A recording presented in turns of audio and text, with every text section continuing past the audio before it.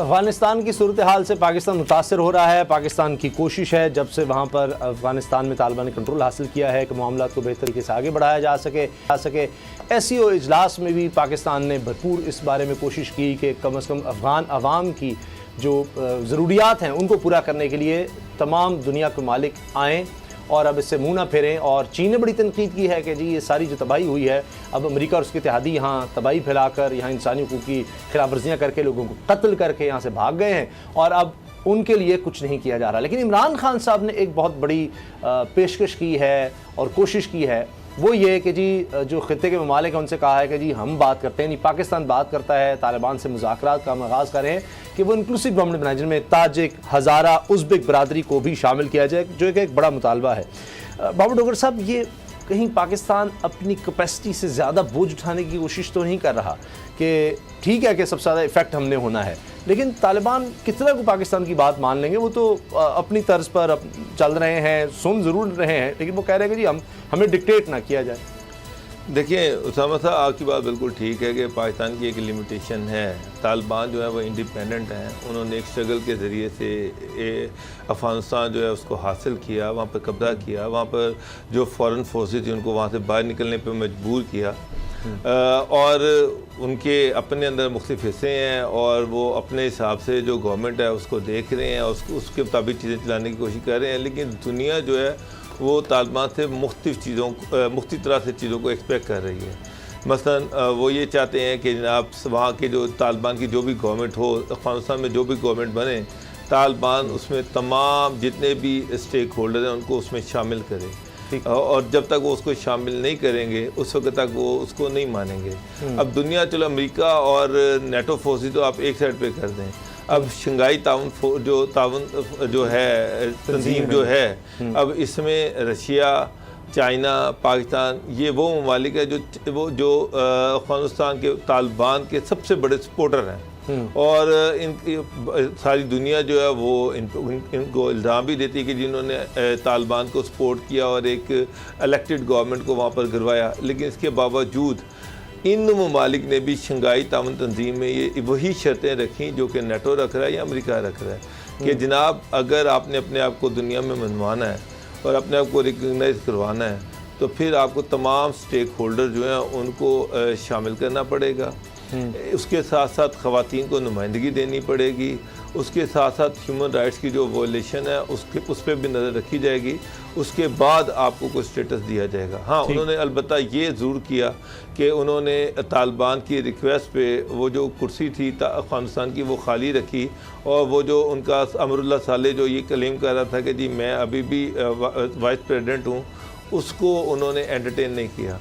چلیں, پہلی سفارتی کامیابی تو طالبان کی ہوئی, لیکن ابھی بہت بڑے چیلنجز ان کے سامنے ہیں, اور ان میں سب سے بڑا جو چیلنج ہے وہ یہی ہے کہ جو گورنمنٹ سازی کی جا رہی ہے یا کر دی گئی ہے اس میں سارے سٹیک ہولڈر کو برابر کی نمائندگی دی جائے. جب تک یہ سارے سٹیک ہولڈرز کو نمائندگی نہیں دیں گے دنیا ان کو نہیں مانے گی, اور اس کا پھر مسئلہ یہ ہے اگر دنیا نہیں مانتی تو نہ یہ کسی سے ایڈ لے سکتے ہیں, نہ دنیا کے ساتھ کوئی کوپریٹ ہو سکتا ہے. پھر طالبان کے ساتھ ڈائریکٹلی تو کوئی بھی انٹریکٹ نہیں کرے گا. پھر پاکستان جو ہے وہی ترجمان بنے گا افغانستان کا, ساری دنیا پاکستان پہ پریشر ڈالے گی کہ جناب ان سے چیزیں منوائیں. اب ہماری حکومت کی بھی ایک لمیٹیشن ہے, اس لمیٹیشن سے ہم آگے نہیں جا سکتے, اور بلکہ پاکستان میں تو یہ ایک بڑی اسٹرانگ آواز ہے کہ پاکستان کو افغانستان کے اندرونی معاملات میں ایک حد سے زیادہ مداخلت نہیں کرنی چاہیے. بالکل صحیح. اچھا غلام رضا صاحب, یہ جو ہم نے دیکھا ہے جس طرح افغانستان کا انفراسٹرکچر تباہ ہو گیا اور اس کو اس طرح ریبلڈ نہیں کیا گیا, افغانستان 3-4 کروڑ لوگ ہیں, وہ زیادہ تر ڈیپینڈ کرتے ہیں ہمسایہ ممالک پر, خوراک کے لیے پاکستان پر, تیل وغیرہ کے لیے ایران پر, اس طرح سے. تو یہ جو امریکہ ہے وہاں پر جو کوئی ڈالر آتے تھے وہ کرپشن کی نظر ہو جاتے تھے. انتہائی یعنی غریب ترین اس وقت ملک دنیا میں جہاں انتہائی غربت ہے, 1,80,00,000 لوگ ایک وقت کی روٹی بھی نہیں کھا سکتے, یونیسیف کی طرف سے کہا جا رہا ہے. یہ جب حالات ہوں گے اور پھر کہا جا رہا ہے کہ نہیں جی ہم اس کو حکومت کو تسلیم نہیں کرتے, وہ ایک الگ چیز ہے, لیکن لوگ اگر بھوکے مریں گے تو یہ تو بالکل خطے میں تباہی اس سے آ سکتی ہے. انسانی المیہ جنم لے رہا ہے, اور یہ خود پاکستان اور دیگر ممالک اس کو سمجھ رہے ہیں, اور یہ بہت بڑا ایک خطرہ ہے. تو تو کیا عمران خان صاحب اس وجہ سے یہ زور دینا چاہ رہے ہیں کہ جی طالبان گورنمنٹ انکلوسیو بنا لیں, دوسروں کو بھی شامل کر لیں, تاکہ کم از کم ایک نظر آ جائے جی جو ان سے ڈیمانڈ کی جا رہی ہے جی آپ اکیلے آ کر بیٹھ گئے ہیں, تو کیا طالبان اس کو مانیں گے؟ اور دوسرا یہ بھی اس میں بات اہم ہے کہ پاکستان جس طرح آفر تو یہ کر دیتا ہے, مگر بھارت میں آپ پروپیگنڈا دیکھیں, اب وہاں جناب وہ ارنب گوسوامی جو بالکل پاگل ہوا رہتا ہے, کوئی نہ کوئی بات اس طرح کرتا ہے, اور ان کے بی جے پی کے لوگ دیگر, اب اس نے کہہ دیا کہ جی کابل میں سرینا ہوٹل ہے, اس میں 5ویں فلور پر جناب ISI کا آفس ہے. تو وہ سب نے پھر مذاق اڑایا کہ اس کے تو 2 فلورز ہیں, صرف 5واں کہاں سے آ گیا.